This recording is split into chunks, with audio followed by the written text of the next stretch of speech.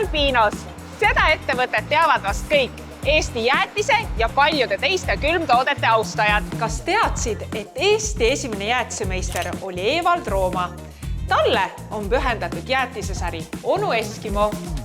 Ja just sellest jäätisesarjast on meil plaan täna sulle rääkida. Onu Eskimo jäätisesarja pakendid on aga unikaalse koostisega.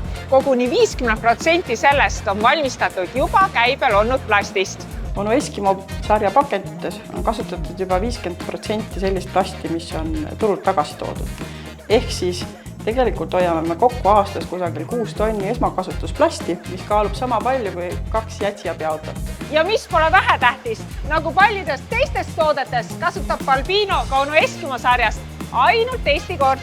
Nii on ka logistikahel lühem ja Eesti keskkond puhtam. Ettevõte tegutseb jätkusuutlikult. Kõik pakendid lähevad uuesti ringlusesse.